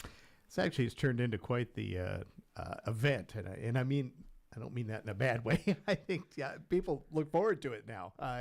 Ever since you've taken this up to another level in the last number of years. So hats off to you for doing that. Thanks, Todd. It's always fun to come out and be able to, what it's really all about is celebrating the amazing work that our community has done and celebrating the tremendous amount of volunteerism that we see make our community successful every year. All right. That said, you're also going to be part of the Clallam County Job Fair. Not doing a State of the City address, but City actually has got some positions open right now. Yeah, really grateful to the Chamber of Commerce who puts this job fair on. And Wednesday, March 18th from 10 a.m. to 1 p.m., that will be hosted at Vern Burton Community Center. We'll have a few positions there, and really grateful that the Chamber is putting this on, and we'll be even more grateful for a lot of people to show up and help fill those jobs that need to be filled in our community. All right. Lots going on. Nathan, always a pleasure to have you in. Thanks for coming in and let me squeeze you in when I could because of basketball, but I appreciate you making some time out. Thank you so much, Todd. All right, Nathan West, he's the city manager for Port Angeles. We're going to take a break. We're going to switch gears and talk about the latest production coming up that's kind of interesting up at the Community Playhouse. We'll talk about that right after this. This is the Todd Ortloff Show on News Radio KONP. Step into Spoon Bar Suites in downtown Sequim, where everything feels just a little more magical. Their hand-scooped milkshakes are pure happiness in a cup, but the bakery case? Oh, that's where the love lives. Cookies that melt in your mouth, golden pastries, and cupcakes topped with clouds of frosting, all baked in-house with a whole lot of heart. Sit and relax inside with a cup of Rain Shadow coffee. Spoon Bar Suites, bringing a little extra sugar to your day every day. Do you know when your septic system was last inspected? Clallam County Environmental Health keeps those records and can tell you. Pumping your septic and complete septic inspections by licensed professionals are two very different things. State law requires inspections every 1 to 3 years, depending on the system you have. Get more information about your septic system and inspection requirements by calling Clallam County Environmental Health 360-417-2258 or by logging on to clallam.net/septic. Looking for the next place to call home? Come to our Lavender Meadows in Sequim. Beautiful, affordable homes for active 55-plus adults. Our modern, low-maintenance homes give you more time to enjoy life. More than a home, you'll enjoy community, active lifestyle, value, and security. We're confident you'll appreciate the modern amenities too. Come to our Lavender Meadows in Sequim or online at lavendermeadowsmhc.com. Do you love live music, hate the drive out of town, and don't want to spend tons of money on cover charges and tickets? Then make it your plan to head over to the Eagles Club in Port Angeles. From 6:30 till 9:30, catch live music each and every Saturday night. Eagles members are always free, and non-members pay just $10. Check out the Fraternal Order of Eagles Port Angeles on Facebook to see their music and event schedule. It's live music every Saturday night at the Eagles Club in Port Angeles. Hi, this is John Holm, president of Tri-State Roofing, your local and family-owned company covering the entire Olympic Peninsula area. The difference with Tri-State Roofing is we separate ourselves with the quality of products we offer, customer service, including an A+ rating with the BBB, solid safety plans, and the best labor guarantees around. Call 360-208-2222. Tri-State Roofing, we got you covered. Hi, this is Mac McDonald. I'm a first responder and CERT leader, along with local geology professor Dan May from Peninsula College. We are all working together to keep Clallam County prepared for a major Cascadia earthquake. You may have heard me say this before, but it's worth repeating. Don't be scared, be prepared. It's not if, but when we'll have a major earthquake. Will you be ready? Now, there are many things you can do right now to prepare. Walk your evacuation route carrying weight in a backpack, and walk it fast like your life depends on it. Have a 30-day supply of medicines in a backpack, and you should also join a CERT class. Remember, don't be scared, just be prepared. You can search online for the CERT Clallam County for preparation resources. That's CERT Clallam County, or find CERT brochures at your local library.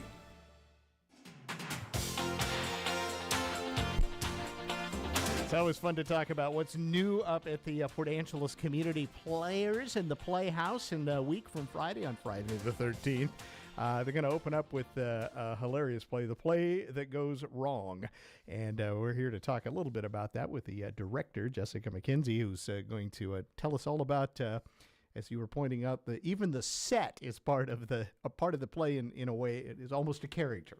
Absolutely, all right. So tell me about this play, because this is kind of something that you normally wouldn't see at the Playhouse. Absolutely Right. true. It's normally done at bigger theaters with a much bigger budgets, but we made some friends with our Tacoma players and the Bainbridge Theater, and we've made it happen here on our much smaller stage. So it's been incredible to just see that transformation. This is a slapstick type show, right? Absolutely. If Monty Python met like Waiting for Guffman, yeah, that type of humor. So describe, folks, what they will see when they come. Well, I was just telling Nikki here, we brought our ingenue, Nikki Forrest, with us today, and I was just telling her that there are over 200 gags in this show, so that means more than a laugh a minute. It's like this rolling, just hilarity that goes on for about an hour and a half, All right. and it's awesome, and it's the funniest thing I've ever seen on stage. How hard is it to direct that?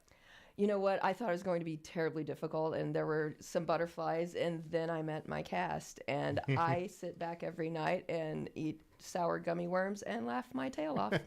I've hardly had to say, occasionally I'm like, oh, let's go over there instead, because their instincts for comedy are so incredible. It's amazing to watch them. Okay, that said, tell us about your cast. Who's in this? Oh, we've got Nikki Forrest Right. here is playing our ingenue. Her husband Matt is playing a couple of different roles in the play.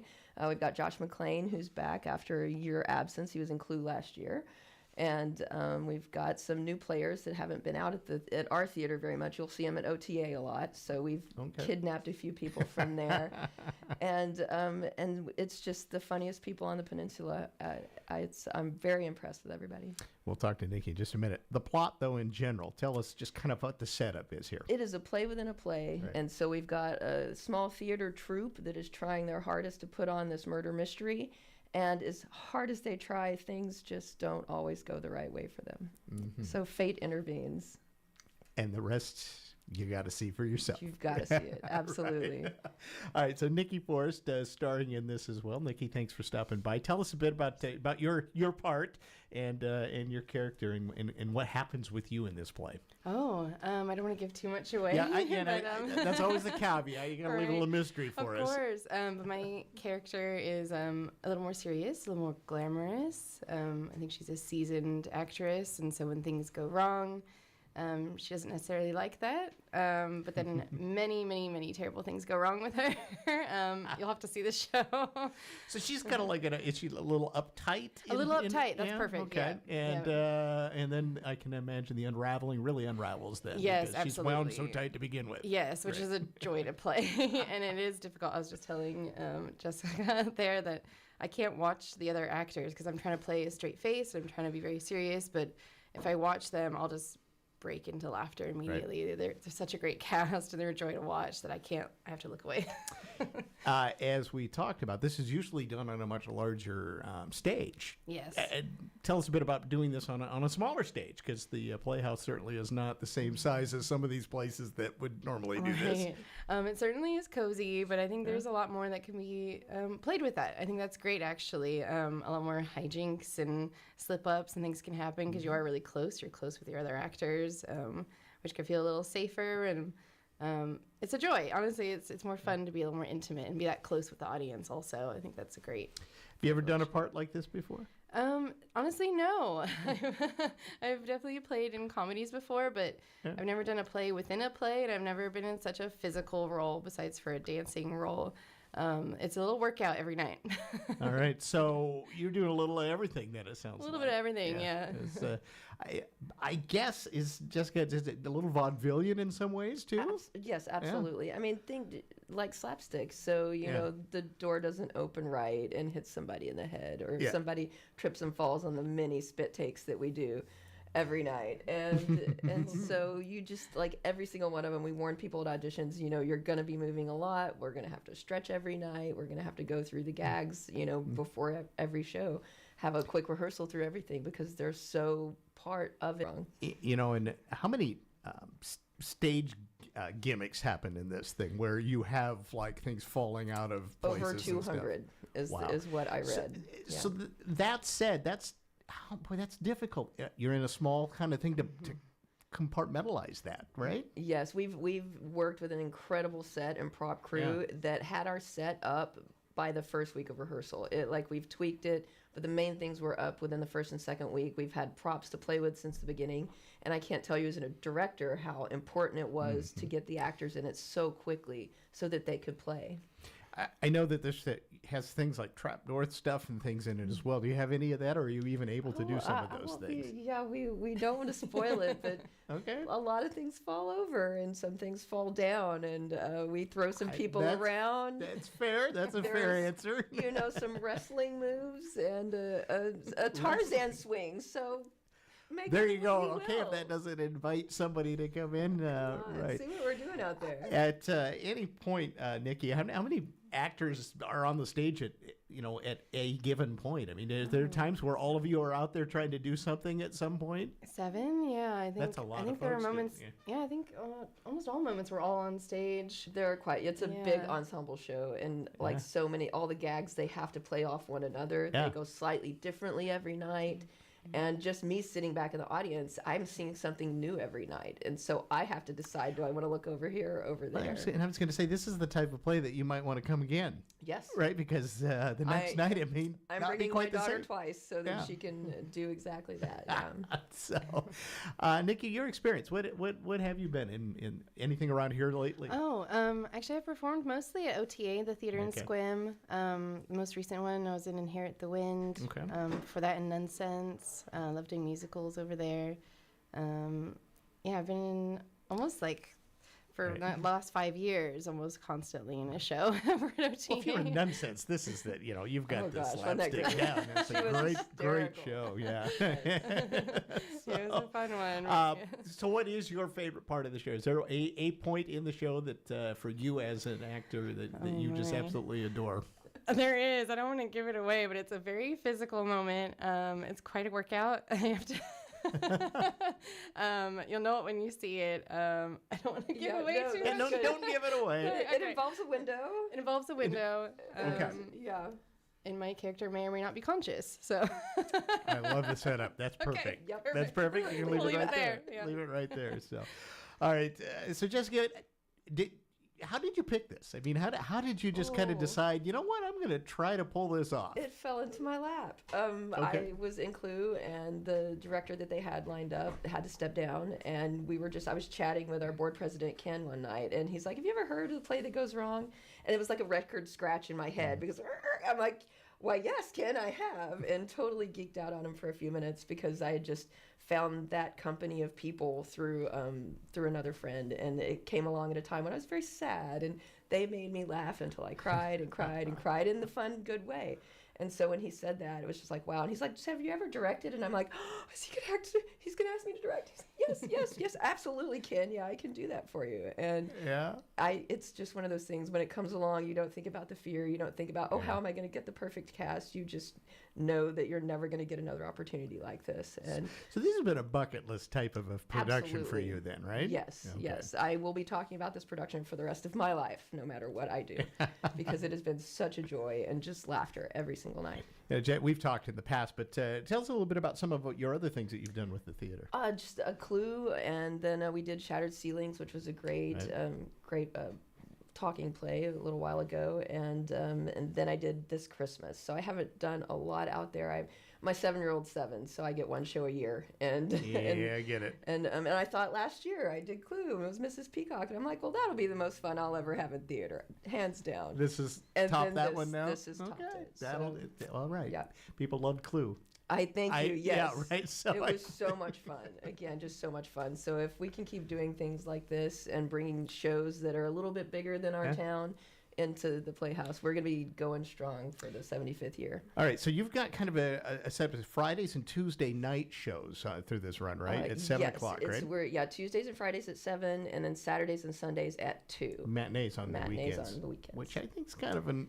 it's brand new this season. We're working it. We're trying to see if that's going to work or not. Yeah, a lot of people like the earlier show, I think. They do, and so we get, and Tuesdays are our half-price night, and so that's always good, too, for students and people that have limited budgets, and because we just want people to laugh. All right, $18 for adults, $9 for students. Probably want to get these in advance because I think, especially with the buzz that'll come out on this, that there won't be many at the door, but there might be, and then they're a little discounted at the door, but that's always a risk. And only on Tuesdays, but we're going to be sold out, we believe. So definitely hit that link and pacommunityplayers.org. That's it. That's a place to go. You can also read more about the play that goes wrong. Yes, and we have auditions coming up for Miss Holmes soon as well. You read my mind. I was going to say, what is next? There you go. The marketing person. Sorry. I know. Built in. I love that about community players. So you all wear about 7 different hats. And we want to share this with our communities. And so there's Who's Afraid of Virginia Woolf over in OTA. Like there's a lot of good theater in the peninsula, and it's amazing to be a part of it. I love it because you can show up and you can see your neighbors and your folks you see at the grocery store. It's like, I did not know you could act or sing or dance or any of that stuff. Right. So, all right. I encourage people to get your tickets and go check out The Play That Goes Wrong, which is the latest production from the Port Angeles Community Players. It opens not this Friday, but Friday the 13th, a week from this week. And get your tickets again at pacommunityplayers.org. Or you can stop by the box office 30 minutes before each performance and pick up a ticket that way as well. Always great. Jessica, good to see you again. Thanks for stopping in. Thank you so much. Yeah, Jessica McKenzie there, who's directing this play. And Nikki Forrest, thanks for coming in as well. Hopefully we'll chat again down the road on your next endeavor. Wonderful. If this one doesn't wear you out too much, it sounds like. Thank you. Right. We're going to take a break, and we've got a bacon bit coming up next. This is the Todd Ortloff Show on News Radio KONP. Attention all moms-to-be. North Olympic Healthcare Network's board-certified physicians specializing in family medicine with obstetrics are here to guide and support you on your pregnancy journey. We provide personalized, compassionate care focused on building a long-lasting relationship before, during, and after pregnancy. From pre-pregnancy planning to childbirth to primary care for your whole family, we're with you for the journey. To learn more, visit nohn-pa.org/obstetrics. Step into Spoon Bar Suites in downtown Squim, where everything feels just a little more magical. Their hand-scooped milkshakes are pure happiness in a cup, but the bakery case? Oh, that's where the love lives. Cookies that melt in your mouth, golden pastries, and cupcakes topped with clouds of frosting, all baked in-house with a whole lot of heart. Sit and relax inside with a cup of Rain Shadow coffee. Spoon Bar Sweets, bringing a little extra sugar to your day, every day. Bathfitter is celebrating over 42,000 installations in Western Washington. That's 42,000 bathrooms made safer, cleaner, and more stylish. And for a limited time, we're doubling our tax season offer, giving up to $1,000 off your dream bath. Custom fit tub and shower solutions are installed in as little as 1 day, with complete removal of your old setup. Every installation backed by a lifetime warranty. Visit bathfitternw.com to schedule a free consultation. Hurry, this offer won't last. I'm Eric Roberts, and I want to talk to you about giving, the gift of life. Right now, over 100,000 people are waiting for a life-saving organ transplant. More than 90,000 of them need a kidney. One organ donor can save up to 8 lives. To learn more about organ donation and how you can help, visit mnitf.org. Become an organ donor today. If it's time for new asphalt paving for your dirt, gravel, or damaged driveway, now's the time to call Lakeside Industries for a free estimate. They've been serving this community since 1982 with city, county, and highway projects, of course. But did you know that they do residential and commercial grading, paving, and stormwater too? Well, they're scheduling spring and summer jobs right now, and no job is too small. Just call Lakeside Industries 452-7803 or lakesideindustries.com. Hey there, Dawn Riding with Olympic Hot Tub. We're ready to clear our warehouse. This is a rare chance to save thousands on new and floor model hot tubs featuring our saltwater hot spring spas. Plus, outstanding deals on endless pool swim spas, Tilo saunas, and our great selection of pre-owned tubs. Warehouse clearance savings in all 8 Olympic showrooms now until March 8th. OlympicHotTub.com. Better you, better life. Olympic Hot Tub. With so many choices for deliveries, how convenient is it that you've got an option for the perfect cup of Joe, too? Fogtown Coffee in Port Angeles delivers. We offer a no-cost delivery for orders to businesses of $20 or more within city limits. Call 360-504-3509 for delivery or download the Joe Coffee app. Just text coffee to 474747 and order ahead for store pickup. You can even schedule a specific time. Fogtown Coffee on Front Street, your front door coffee delivery headquarters.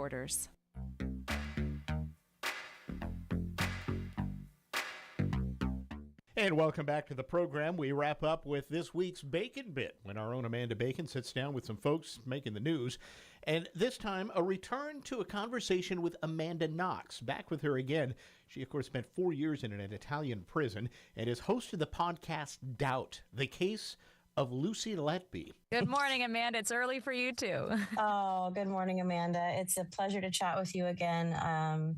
This is an incredible cause that you have taken up, using your own experience and the own hell that you lived through to take up other causes. And so we're talking about your podcast, Doubt, case of Lucy Letby, which is an incredible case. What drew you to this? You know, I wasn't aware of this case until I was inundated with requests from people in the UK who were concerned about the validity of this trial and this conviction, because they said they had not seen this kind of vilification of a young woman on the basis of really questionable evidence since my case hit the headlines in the UK. So they were like, this is Amanda Knox all over again. And so they said, can you please look into it? And it is a very, very delicate case, right? Like, yeah, it's not something that any listener should go into just like easy breezy. It's between 2015 and 2016, there was a spike in premature baby deaths in this hospital. And a nurse is accused of having killed numerous babies. And it's really, so because of that, it's like a very delicate case. It's very emotionally charged and it's difficult to listen to, but also it's really important to listen to. And I think that that's where the tension comes from, is people have a really hard time, I've noticed, processing grief and outrage while also maintaining presumption of innocence and due process. And that's where that tension really, really is important to like unpack, because these stories, like in the end, we have a young woman with no history of violence and no motive, and no one ever saw her do anything bad to any babies, facing 15 life sentences in the UK. And we have to ask ourselves, well, is that a really sensational story, or is there some other explanation? And that's what this podcast is all about. Well, I know there's also there's a documentary about it too. And I mean, I'm so guilty of it too. You watch these documentaries and they've got the scary music that comes up when they're introducing the villain that they want you to like boo, basically, you know, back in the, and so, I mean, how do you as a journalist and as you go through and say, okay, I'm going to drown out all of this and all of the bad music that they've played behind this girl's picture and go at it and find the other side of it, of why you maintain her innocence? Yeah, so that's a great question, because I mean, personally, I have been the subject of many a such documentary where the scary music comes on and you feel a certain way without even consciously thinking of it. You know, I was a victim of salacious, irresponsible storytelling where people decided who I was before the facts were settled. And I remain, like, even to this day, a controversial figure in certain circles because of how the story unfolded, not because of the facts, but how the story unfolded. And so when I look at these cases, I don't automatically assume innocence just because somebody says they're innocent. Instead, I go, well, what do we actually know? What do we actually know for certain, beyond a reasonable doubt? What are the facts? How are we like emotionally invested in certain outcomes versus others? I think that in this case, there were institutional failures and like complex medical evidence and even statistical evidence that people were asked to understand, but went way over their heads when you compared to a very simple story, which is evil nurse. I think that for me, I'm interested in seeing how the way a story unfolds and who gets to tell the story, who's the author of that story, impacts people's ability to rationally interpret evidence. And I think that this is a really a very explicit example, especially of how women are wrongly convicted. Like women are the vast majority of times that women are wrongly accused of crimes is when no crime even took place. And we just are looking to blame a woman who we can find responsible and vilify her to a huge extent. So I think that there's the danger of that happening in this case. It has all the red flags. And I look into that by talking to statisticians, forensic scientists, legal experts, nurses, neonatal specialists. I do all the homework in order to examine and understand the facts of this case while also highlighting, well, here are the facts, but here's the story that was told. Gee, Salem witch trials, anyone? Yeah, a wee bit of hysteria. Yeah. Was it hard for you going through this? I mean, does it bring up any unresolved trauma that you might still have buried inside as you're reading through this and kind of living her story, but very much able to feel it as your story? Yeah, absolutely. I would say not even buried trauma. Like it's there. It's on the surface. I'm grappling with it every day. And what's so interesting about this case is it's not an equivalent case. But the thing that, my case, there was absolutely a crime that occurred. My roommate was brutally raped and murdered by somebody, but it just wasn't me. It was a local burglar, and the story around it unfolded. But the thing that was so unsettling is that the stories are not identical, but the dynamics of how the stories were emerged in the public imagination are incredibly familiar. And I'm really sensitive to how powerful narratives override evidence and can basically rewrite reality itself. And that's what I'm concerned with in this case, particularly when we're looking, again, with a woman with no history of violence, no motive, suddenly becoming a serial killer. Like, I have to ask, that kind of extraordinary claim requires solid, undisputed evidence, and that is not what we have in this case. Amanda Knox, Doubt, your podcast, The Case of Lucy Letby. I really hope that one day I actually get to meet you face to face. I just adore you. God bless. Thank you so much. Thank you for everything you do. Oh, thank you. Take care of yourself. You too. You can catch this Bacon Bit, all of Amanda's Bacon Bits, plus all of our other podcasts at our Radio Rewind section on our website at myclallamcounty.com. This is the Todd Ortloff Show on News Radio KONP.